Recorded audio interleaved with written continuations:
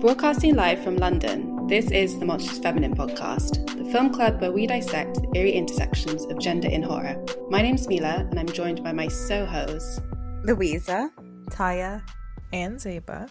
This is our second episode of the month talking about dreams and nightmares in horror. We will be covering the 2021 horror mystery Last Night in Soho, directed by Edgar Wright.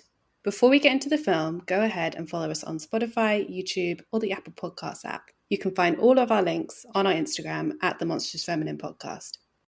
In Last Night in Soho, a fashion design student named Eloise moves from Cornwall to London where she struggles to fit in due to her perceived naivety and strangeness. Because of her bullying roommate, Eloise starts renting a bedsit in Soho from an elderly woman named Miss Collins. At night in her old-fashioned bedroom, she begins experiencing realistic dreams where she inhabits the body of Sandy, evidently the room's previous tenant and a beautiful aspiring singer. Night after night, Eloise follows Sandy's personal journey, transfixed by the vibrant and glamorous setting of the swinging 60s.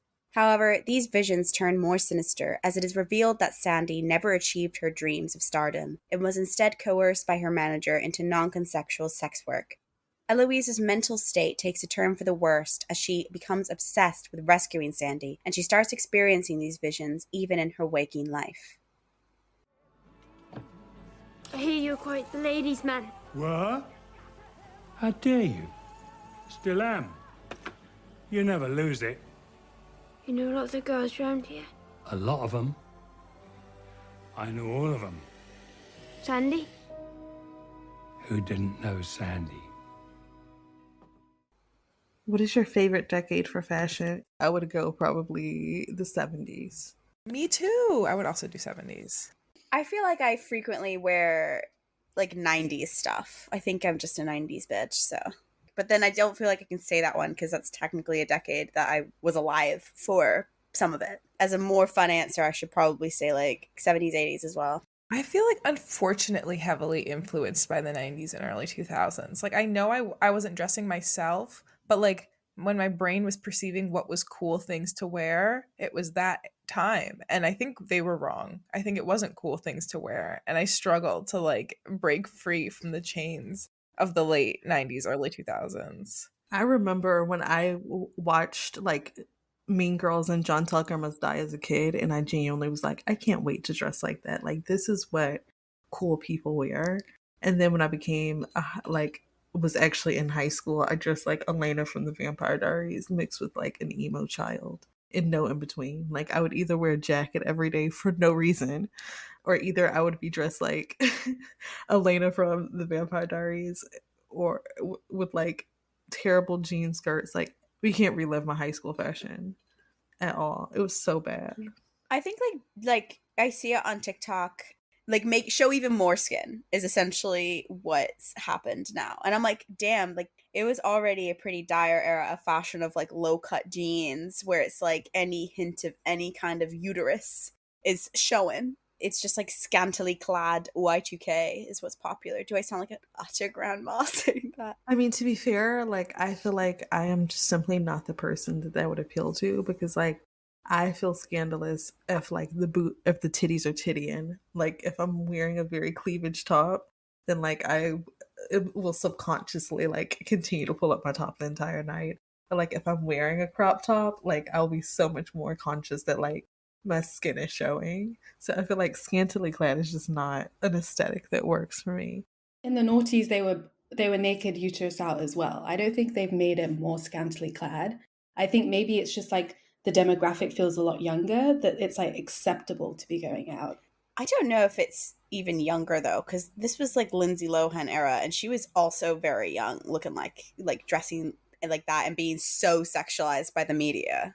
I feel they wore things that were scantily clad, but it was fine. It was just clothes. But now I feel I see people go to the kids section and buy Hannah Montana tees and then wear them as barely covering the titty shirts. Yeah, I agree. And that's what I'm referring to here. That to me is slightly strange because I'm I don't know how I feel about adults wearing children's clothing and then sexualizing the clothing. I don't know. That part feels slightly strange. But I'm like also like, oh, okay, it's just fashion and like it's just recycling material, like you do you. But like when it's too kiddie, I'm like, I don't know, maybe we need to make different choices. Yeah, the interns at my office dress like little Bo Peep, like platform heels and boots and like cute little socks, and they do their hair fun. They do wear a lot of bows, and like I think that's also like a consequence of like them trying to like dress for work. Like we work in an office. There is no dress code per se, but like you can't be wild. I don't know. There was a girl in contracts who used to wear poodle skirts though, and I lived for her. Wow. You know what? Controversially, I actually don't really like 60s as a fashion or a decade. So this film, I mean, I think this film's very aesthetic, but in terms of like poodle skirts and like that kind of era, I'm like that's 50s, 60s. I'm like, I don't really like it. I don't mind. I like the A-line dresses. I like the hair. There's some iconic fashionistas that came out of that era, but like also I don't think I would for myself choose it.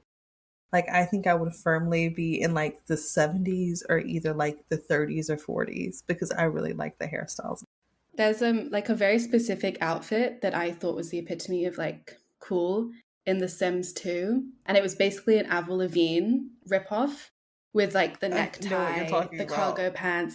That kind of serves, and I think it's coming back. Like it's so gay now. Yeah, I think TikTok has done terrible things for the gays in the sense that now straight women look queer as fuck because they dress like that. And I'm like, no, guys, you need to go back to your gender rolled outfits because I can't tell who's gay anymore. They need to read the texts. They need to study the history. The March is Feminine is on Instagram, so please go follow us and leave us a comment. If you do engage with our content, you might just get a shout out in our next episode as our Witch of the Week. This episode, our Witch of the Week is Noam, who we worked with at Gross Encounters. Noam recently commented on our folk horror watch list, saying, "So much here to love / be scared shitless by!" !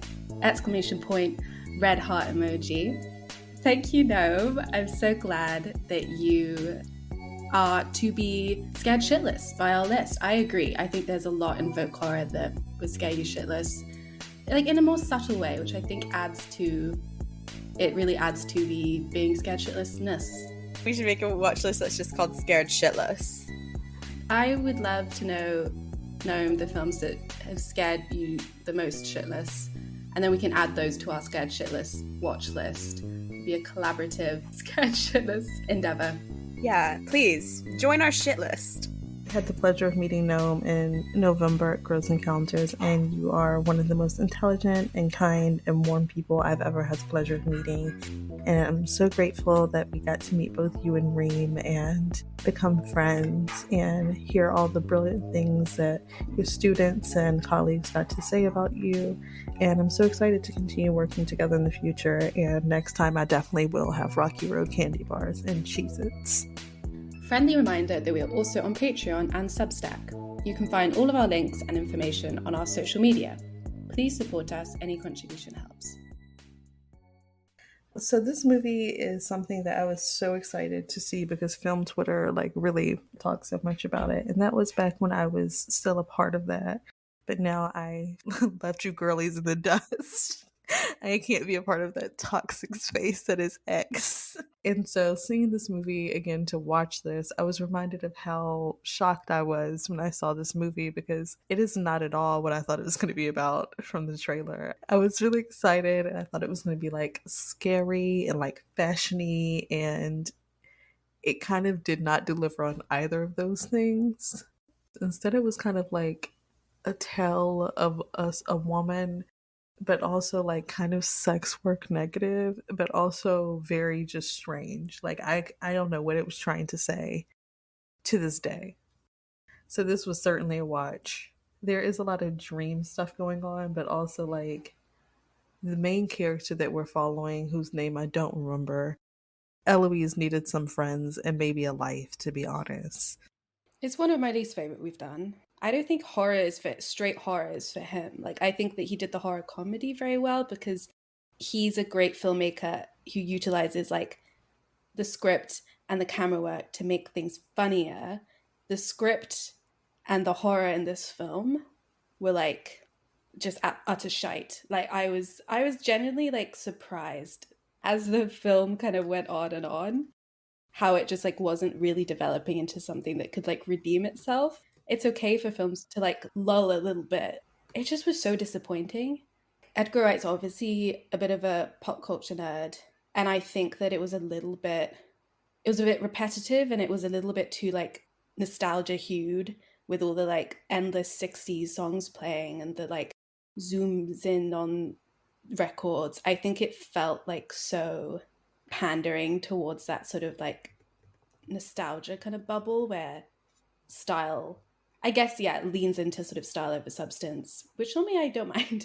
But then it also like lagged in terms of storytelling, also any sort of coherency to like the horror aspect. In terms of the sex work, how that basically was the core of the horror was this sort of sense of like a woman losing her agency and autonomy and the tragedy of she wanted to be a big star. I thought it was just it was kind of a lazy device to like establish your horror around. Like that we talked about with men a bit, is that I found like, okay, yeah, men are scary in this patriarchal society. Like it kind of needs a little bit more to it in order, I don't know, for it not to feel a bit lazy or feel like borderline exploitative. I'm not saying this film was exploitative. I just think it like relied on these sort of like tropes that I imagine like male filmmakers and creators kind of imagine in their head is like speaking to an experience or an audience that seems like empowering, or like, I don't know, it had that air to it, and I was sort of like, this story's like not as strong as you think it is. But yeah, the like little twinning situation mirroring was cool. My experience of this film is that I first watched it on an overnight flight from like America to England, and I remember it being like much better. And then I watched it again and I was like, oh, I'm not really enjoying this. And I think the plane combined with the insomnia, which is kind of meta since it's a film about dreams, but I think it like altered my viewing of it the first time round, and I had a different memory. And then when I watched it again, I was like, oh, I think there are a lot of things here which don't quite land or aren't as like great as I'd want them to be. I agree with you, Mila. The point about like sex work, I mean, I have seen quite a few like critics really comment on that and really go to town. And for example, Alexander Slater for Little White Lies says that like it kind of shows that women like Sandy are damaged and therefore doomed to a life of crime and misery. It demonizes sex work and perpetuates a dangerous stigma against sex workers.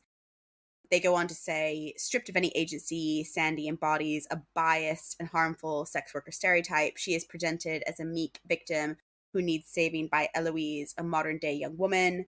Whatever Wright's intentions, it's disappointing to see a film hurtle towards an old-fashioned horror trope where the fate of a female character is tied to her sexuality. The film does redeem Sandy in the final act, but this only leads to an even murkier territory of false victimization. Equally, another critic, Christina Newland for iNews, said something similar, which that Anya Taylor-Joy's character has her agency taken away from her. Eloise is a modern woman who has to save her. It demonizes sex work as a trade, echoing some similar things. So I think it's difficult I think sex work's a hard topic to tackle, especially in like a horror, especially when we're thinking about this being the 60s. I wondered about its inclusion here as like the central point. I agree that it's done a little bit in like a not fully fleshed out way. I don't necessarily see like a depiction of sex work in London in the 60s really being positive, though. It probably was super dangerous and not always a positive thing. So I'm not necessarily sure about like depicting it as negative in and of itself is what demonizes sex work. I did see someone else comment about how, I can't remember the blog name now, but someone said like how sex as a whole in the film is actually quite negative. Like you don't actually have like really one enjoyable sexual encounter, and it's kind of like anti-sex indirectly. But yeah, I do think that basically it's just not a very nuanced portrayal of sex work. Not that, again, it would be a bit like condescending or something if we had like alongside Anya Taylor-Joy's character like somebody who loved sex work. Like I also think that would have felt forced, and I'm not really sure about it. Like ultimately this was about like a seedy like manager pimp who puts her in like a terrible situation and coerces her. I just think that it was a complicated topic to tackle, and it doesn't really do it justice. And I think the problem is that we just don't really get much of Anya Taylor-Joy's character beyond like we have like one kind of night of her dreams, and then she's like the next bit she's in sex work. I do think via like Eloise's like mourning of her, like, yeah, she does make a lot of assumptions, and then the final twist isn't as great. I think that point about false victimization is again also kind of like I just didn't really like it in relation to this twist, because it's like, are we rooting for, I would have liked a more clear cut, like we're rooting for Anya Taylor-Joy's character or we're not. I don't really like the kind of femme castratrice character as she's been deployed here, as it's like she was murdered or assaulted by her manager. Oh no, just kidding, she's the murderer. Oh, all her male clientele need to die because they're obviously bad men. Or no, we're going to go back and try to save Mrs. Collins from the fire because we still have quite an affinity to her. It was just all a little bit confused. And usually, you know, femme castratrice is somebody who takes revenge, and like that is sometimes fun to watch in horror. But I don't know, I just didn't really like that as a twist here. It just felt like nothing really landed. Responding to that point about Eloise having to save Sandy because she's like the modern woman, I did not read it that way at all. Like, I guess because the time travel aspect of this, like I was not thinking about like, oh, how much have things changed since the 60s? Like, I think somebody could find themselves in this scenario. I think Eloise could have found herself in a situation like the setup of like, oh, you go to be a singer at a club and turns out the manager's a pimp. Like, that is very particular to that era because we don't have clubs like that anymore, but we do, I don't know, we have like clubs where like bottle service girls are also doing sex work. Like, we have situations like that now. Like, I didn't think about it as like, oh, look how much harder it was and for women back in the 60s, or like how much easier you could get sort of like put into a situation like this. Like, maybe I need to rewatch it and like see it from that point of view of like the twinning and the time travel and like why that's so important to it. But I didn't think of Eloise as like some like way more evolved feminist from our time who's able to like see that she's being exploited, that Sandy is being exploited, right? Like, I think she feels an affinity to her just like as a woman, just like, I don't know, or just like as a human, as a person who like sees somebody being exploited, like she's screaming at her or whatever. Like, I think it is messy, especially in scenes where like, you know, jumping forward towards the more climactic end, like when all the ghosts of the clients are like saying to kill her, like trying to like convince Eloise to kill her, like she's a murderer, she killed all of us, blah blah blah blah blah. You know, she's like no, and she's not going to, or she's like standing in solidarity. Like, it enters this like weird gray area where I feel like the movie doesn't know what its message is. But like, that being said, like I was entertained, but I don't think the thought experiment is taking any sides in that way. You know what I forgot to say when I was recapping it? It was confusing for me because Mrs. Collins attacks her. Like, I think there's like supposed to be this underlining message of sisterhood, but the fact that Sandy or Miss Collins is like trying to stab Eloise and like then becomes like a fully fledged villain, like that is what confuses the femme castratrice thing. And you're right, like it just doesn't know what side it's on, the film. And I think like, but you painted this whole message, but like now she's trying to kill Eloise. Like, I don't get that. I don't know if she was meant to be like an anti-hero. It like obviously doesn't get to that point, but I think it was meant to be like unclear, or you're just like, oh, here's how this killer got made, and like there are parts of her story that we empathize with, and like that it was supposed to be like nuanced and complex, but instead it just like left us confused. I feel like in order for the film to try and create some complexity to this character, so it's not supposed to be like a very clear-cut victim revenge story, I think that in trying to do that by not like making this sort of morality tale out of it, it created something so inconsistent and like without nuance, like you said, Louisa. And I think that it like could have been, a lot of that could have been remedied by like Eloise's and Sandy's connection being a little bit more thought out, because we don't get much more about her mother's death. And like, I think that it would have made more sense for her to be so invested in Sandy's stories if it had some sort of parallels to her mother or her mother's death. I was under the impression that they had some sort of like, I don't know, that like psychics are drawn to this house. Like it seemed to imply that there were like other girls like her before her who had stayed at this house and like had experiences with the ghosts. Yeah, I guess because someone ran. She's like, people have a tendency to run out in the middle of the night. Which also is confusing because I really didn't understand whether Eloise is supposed to just be schizophrenic and struggling with mental illness like her mum did, or whether she was actually clairvoyant. I thought her mom was also clairvoyant. Why didn't they make that clear?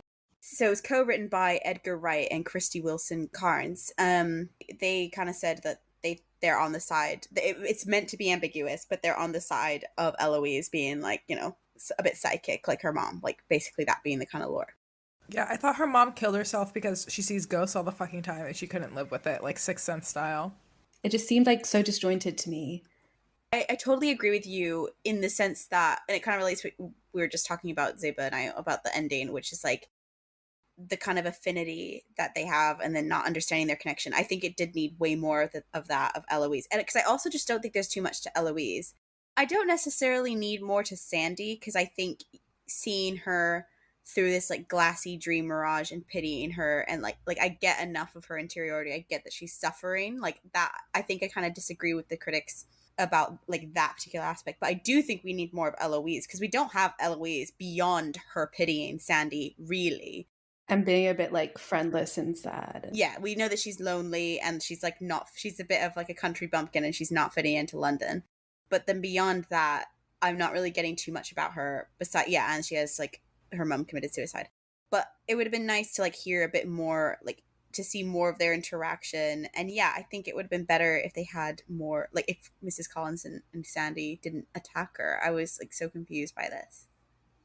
I think that actually, I think I totally agree with you. I think that Sandy's character, I don't think needed more interiority, because I think Anya Taylor-Joy did such a great job at kind of like externalizing that like through acting. But I think perhaps like if somebody else took on that role, like it might feel a bit flat. I just wonder.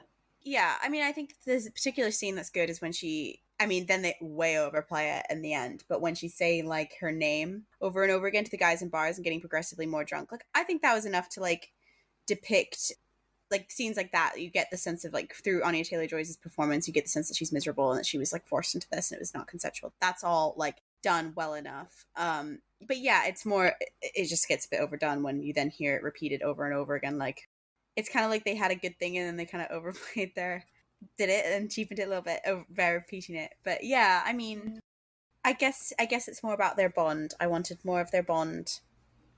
This movie like initially was confusing to me because it was promoted really close to this, like when they announced Anya Taylor-Joy was going to play Princess Peach in the Mario movie. And so the promo for like that and the pink dress in this movie like really came together in my brain. And I somehow like combined them into thinking it was the same project. I'm not really sure why or how. But I think what I wanted for this movie was, like Louise was saying, was like more of their bond, because she was living with Sandy the entire movie, and it didn't seem like they were on bad terms until and when Sandy is like revealing to her that she killed the guy and that he drew a knife on her. I honestly thought it was like going to be like a heart-to-heart thing where like they kind of got over it or they came to some resolve together, but to have her like turn into this murderous person and have John have to like step in and try to save her, and it kind of like felt like it ruined the character in a way.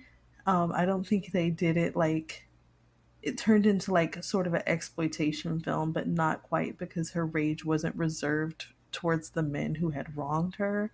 It just became like her rage was anyone who was like in her path of destruction. And then there was kind of like the awkward scene of like the men that she'd killed like calling to Eloise from the grave that was actually just her bedroom. And I thought that scene kind of like overly humanized them, because I mean, these people had did her very terribly. Like, the guy did pull a knife on her. They put her into a situation where she was not consenting to doing sex work. And it also like made it seem as though like what I thought was going to happen in this movie was that it was going to be like explicitly feminist. But I almost think that it just circled back around to like losing the point of what would have made it feminist. Like, the third act very much fell apart to me like Promising Young Woman, where I was like, okay, but we've realized that like the men in this movie, what she did to them was for a reason. And then we're circling back in the third act and being like, but we must stop this from happening. And oh, she's going to kill this girl who she's lived with the entire film, who felt like bonded to her and was dressing like Sandy and wanted to be her because she needs to keep the secret. Because at this point, I'm pretty sure, I'm not sure if the UK law is the same way, but I was like, surely that is like out of the statute of limitations. Like, they would not take her to prison for something she did in the 60s. There's no statute of limitations on murder, I don't think. Oh, well. But like, in this case, like, she could have just explained it as self-defense or something.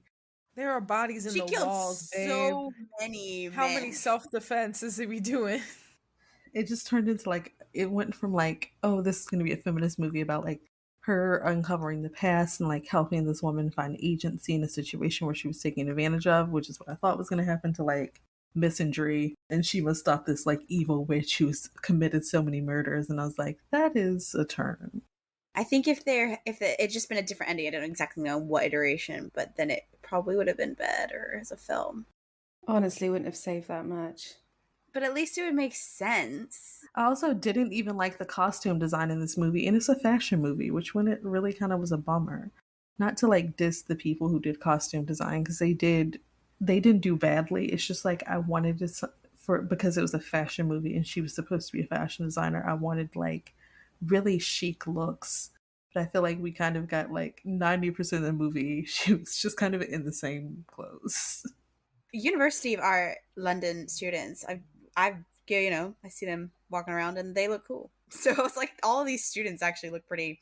I couldn't remember a single outfit. So you're right there. In the modern day, they were not serving. And yeah, I didn't like Louisa's project, her end result runway looks. I thought they were boring. And I was like, this is what you produced? I don't understand the like location set. Like, Soho wasn't even that relevant to the story. I just think it was a bit like of a like added on to the sort of like nostalgia baiting.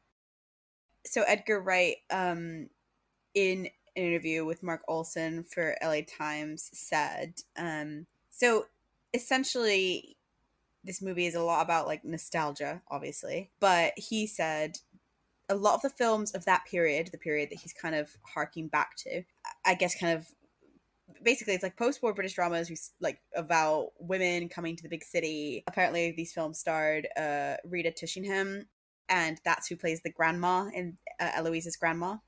He was trying to pay homage to like a particular canon. So anyway, he said, Edgar Wright, a lot of the films of that period are about the darker side of Soho or of show business, said Wright of the substrain of the 60s films that served as core inspiration. He said, you still have to question where they're coming from, because there's a lot of them which are the more sensationalistic ones that take this kind of punitive approach to the female characters. There's a lot of movies where it seems that the genre is girl comes to London to make it big and is punished for her efforts. And they're all written by men and directed by men. And it seems like the old guard slapping down the liberated generation, Wright said. He continues, that was one of the many kernels of the idea that I thought, this is an interesting genre. And what if you did a movie where you kind of subverted it to a modern perspective through a twin narrative of a contemporary girl coming to the big city as well? Okay, the call is coming from inside the house because he's guilty of doing all of those things. Which is essentially what other people have said. All the critics are like, have said like, oh, you just perpetuate, like in trying to comment on like, I don't know, those genres of movies, he's just like kind of done it. I also think this one was really quite sensationalistic as well. Like all of those dialogue bits about like, this is London, like someone has died in every room and every building on every street corner in this big city. And then like the repeated line of like, London can be a lot. I'm like, what are you talking about? Like, it's honestly like so fine. It's not like any different to any other like big city, really. I didn't understand like the dangers of London. I don't know. I just thought it was all a bit like it just came across as really corny. I will say, like, I don't think London, it's not like a lot in the sense of like it's super dangerous, but I feel like London can be a lot in the fact that like there's so many people and everyone is sort of doing their own thing. I think that's a thing in like most big cities, but also I feel like it's harder to sort of like make friends. So like it can be very lonely. She seems very like lonely in the movie, and that's why she's kind of made up a friendship in her mind with what appears to be a ghost that she is like seeing in her dreams, and she befriends sort of like the idea of her and starts to become her in a sense. I think just because it's very hard to like find friends and like find identity and find people who you relate to. And so she really latches onto something that I think ordinarily someone would just kind of think is like a weird thing that they don't want to experience over and over. Like, I am very much like if I have like a weird feeling or if I keep experiencing the same dream over and over, I think I would peace out. But in her mind, like, she can't wait to experience this. She can't wait to see Sandy again. And it's mainly because like she has nothing going on in her actual life. Like, girly is grieving her mother, who we don't really know much about, but also she just like doesn't have friends. And her school isn't going that well. So like her dreams, like her actual realized dreams of what she wants her life to look like aren't really shaping up. She like leaves the dorms, moves in with this old lady who's like kind of strange, and then that lady turns out to be a killer. So like she's really going through it. I'm like bursting at the seams to talk about her boyfriend. I've never met a more desperate man. It was so cringe. I was like, my dude, she's not. It was like the embodiment of that meme, like, bro, she's not gonna fuck you. It was like so, and it was relentless. And the colorblind casting, I'm assuming, of this is like balls to the walls crazy choice to do. No, that's exactly how they act about white girls. I agree with Zeba. Okay, I don't disbelieve that like a black man wouldn't be down bad for like I mean the actress is fine, but I was gonna say for all intents and purposes a pretty like plain Jane white woman. The part where it's like colorblind casting is when you have that moment in this movie where she witnesses a murder and then starts screaming at him and telling him to stop, and then Mrs. Collins comes in and is like, "Did he hurt you?" I'm like, we did not think about the dynamic. We didn't explore that. There's a point that's far more shit in that he said something about he knows what it's like to be a freak. That's the moment where we turn to each other like, what the fuck? Yes, what did you say? I was like, yeah, he basically said, you're a freak, I'm black. Insane thing to put in there. It's giving like in Bend Like Beckham, and he's like, I'm Irish, I know what it's like. See, I thought that line reminded me of Jughead in Riverdale when he was like, I'm weird. I'm a weirdo. People who say that like unironically, I'm like, are you okay? He risked life and limb to sneak into that old lady's house after her explicit 8 p.m. rule.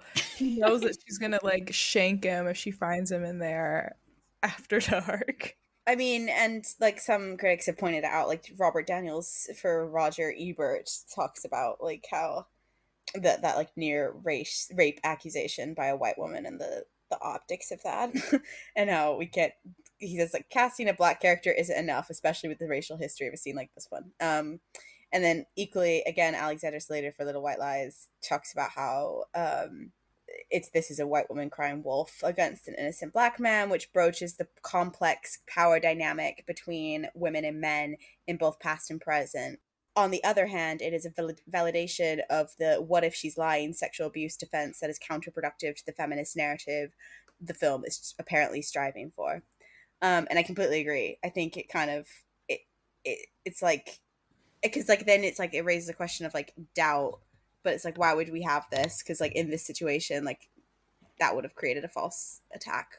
Did she say that he attacked her, or was it just how it looked?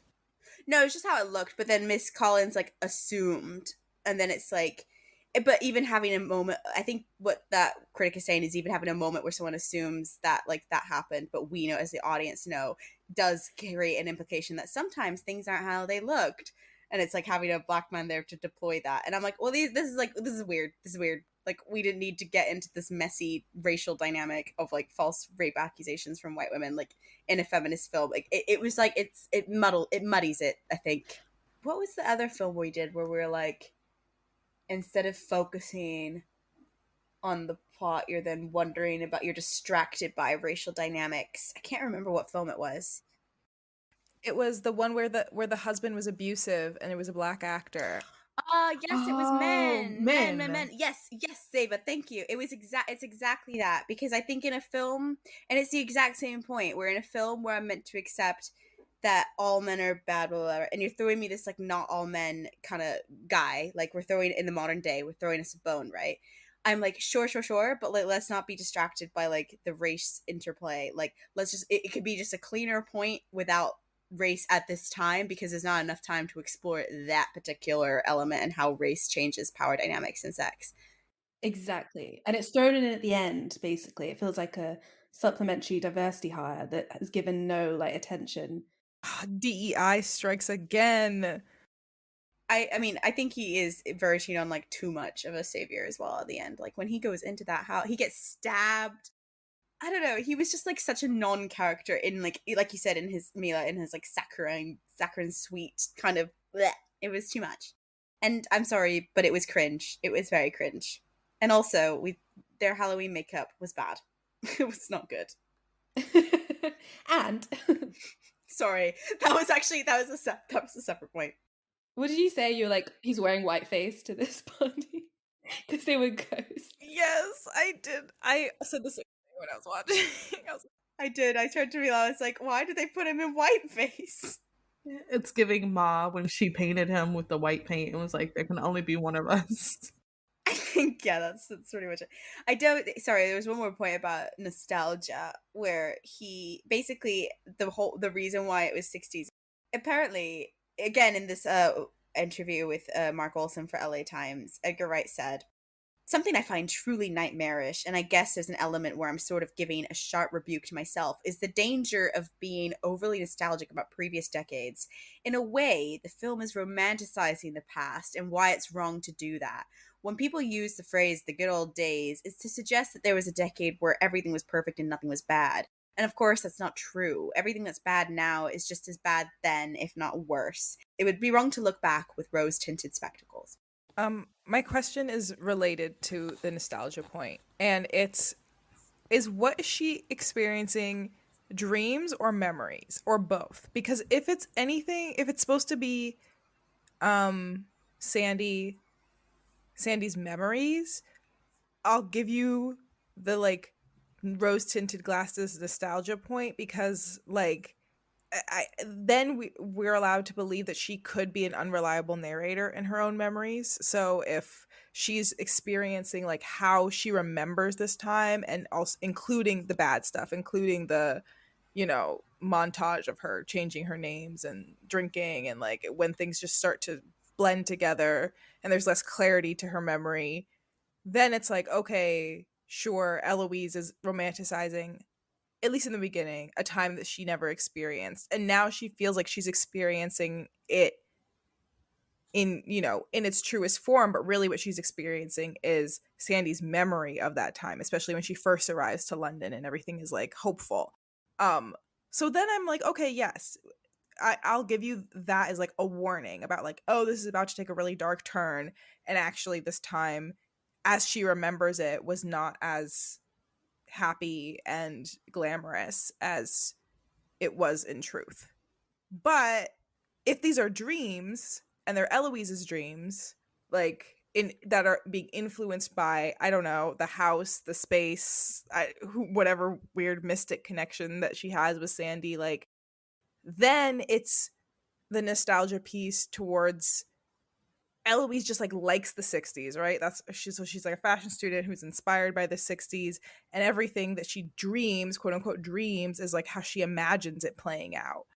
But like we know it to be a little bit true. Like we know that she's being influenced by real things that happen, but she's like listening to the music, she's dressing like it's the 60s, she's like walking through Soho, imagining what it would have been like and what places used to be in these places. Like that's the nostalgia part of it. And then it's because this is in the dreams category, I just like my question is about like how dreams and memory and then like projection as a nostalgia, like projection onto like a nostalgic image. Like why is dreaming the mode by which we like get these scenes and not something else, like something supernatural or something like that?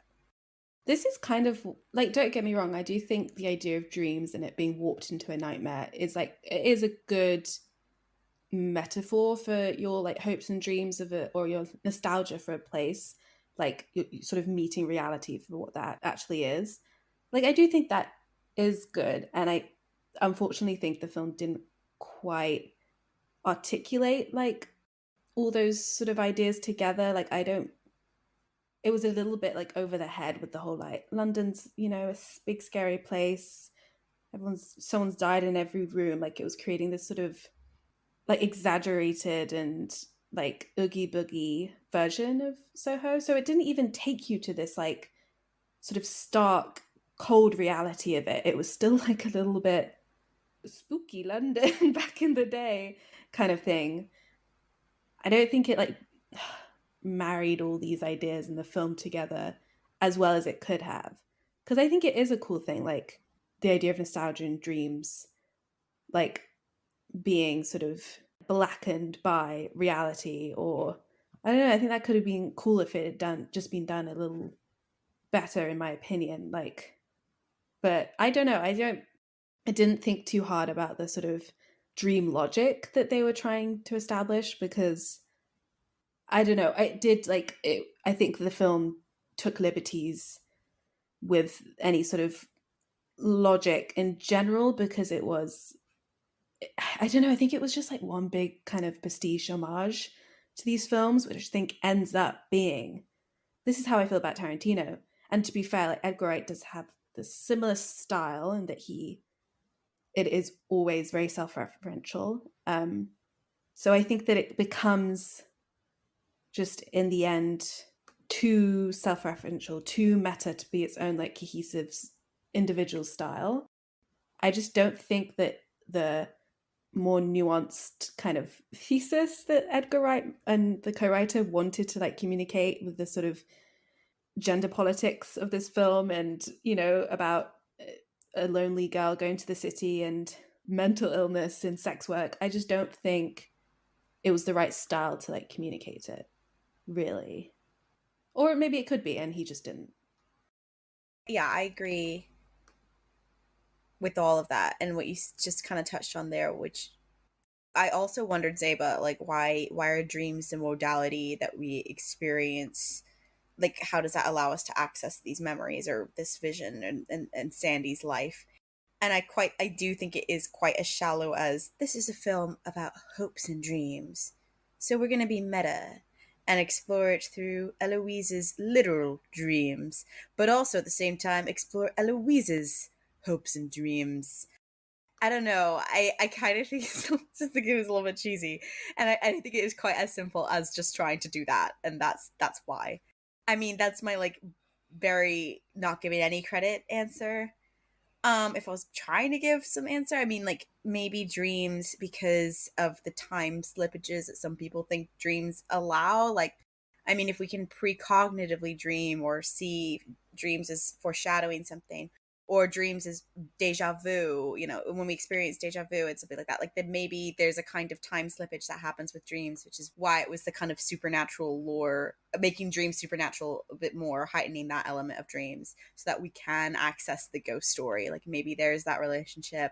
Maybe the idea, we can come back to dreams, like you talked a little bit about in the previous episode on Nightmare on Elm Street, but dreams is a kind of realm of the uncanny where something familiar becomes uncanny And maybe that's like the dream of the 60s becomes uncanny because then we look at it and it's like, oh, but there was actually quite nightmarish things. And it's like something that we thought we knew is actually quite eerie.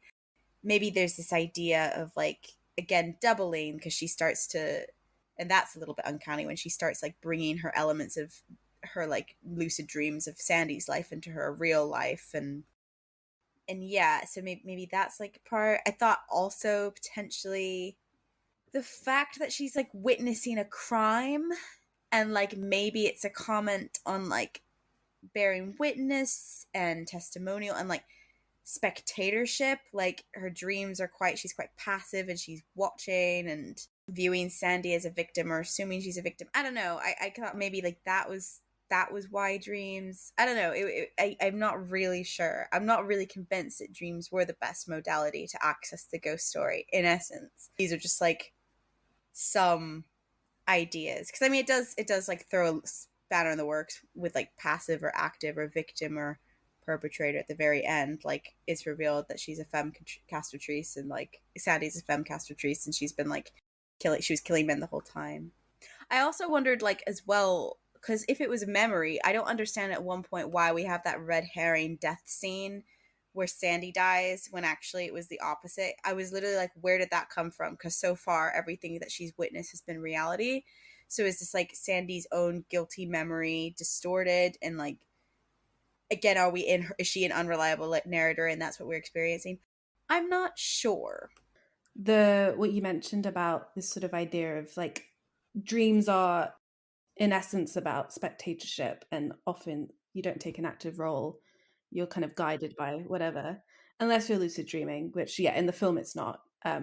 Well, I guess it's borderline, but there is like in all the films we talked about Nightmare on Elm Street, Malignant Next, this one, there is quite pivotal moments where the dreamer has to take agency from the dream, and it's like a sort of it is like the kind of like climax of the film when they're able to like regain control and assert their own reality. So I think maybe it does do well for like a character arc in which she's like trying to find herself and some self-autonomy. But I don't think it's communicated in the best, most effective way. That sounds really boring. Films aren't meant to be effective. What I mean is in a like enjoyable way, and also in a way that like serves horror well. Because again, you said about like the uncanniness of the dreams, which we get with the twinning. I don't know why I've started calling it twinning. The doppelgangers. But then again, like the like haunting aspect is from these men who, distorted faces, creepy little figures running around. Like the horror of the film is from not subconscious fears, not things that normally fuel uncanniness. It's from very real acts of crime. And I'm not saying all these men committed a crime against her, because I think it was a blanket kind of stance to be like, all these men are guilty. I mean, it didn't say they deserve, necessarily they deserve to be, for revenge to be, acted upon them, but it's more like they were a bit oogie boogie, and then the basis of that was simply men again, which I don't think I ever really enjoyed that much. I mean, I think we're the audience that would buy that, and we're not. So so it's kind of like, what have you done wrong here? If we're actually like, were the men bad? No. I think it was like, Tyia, what you said, like they are obviously all participating in like this this overarching like she's been pimped out, like she's not consented to this life, but it's ambiguous of how much they know about that. Like they're just like participating in the club, like, so it's not like we can just have a blanket statement of like all men are bad, like you're suggesting, the film is suggesting, like in a very, like you mentioned, promising young woman way. It does get a little bit murky. We can absolutely, when she stabs Jack, I'm like, yeah, get him. But like everyone else, it's like, it's hard to know exactly the situation, other than like she's deeply unhappy and now just taking revenge against any man who she like didn't actually want to have sex with in a transactional way. The question kind of remains of like, why dreams, and I'm not very convinced by it. Normally when you get mixed reviews on something, I think I'll enjoy it, just because I like when films are a bit messy. It allows for like, they've taken a risk, but this one was just shite, and people were lying when they said it was any good. I think, Tyia, when you mentioned Promising Young Woman, that is kind of exactly how I feel about this film, in the sense of like an ending that doesn't quite deliver and a flattening of a kind of femme castratrice figure. Barbara Creed also mentions that like the femme castratrice doesn't necessarily have to be feminist or liberated or like morally good. It's more that she's just active rather than passive. And that's stated in, obviously, The Monstrous Feminine. The end where Sandy becomes just full on villainous and like trying to go after her is really what ruins this for me. And yeah, I don't know. It's all very messy.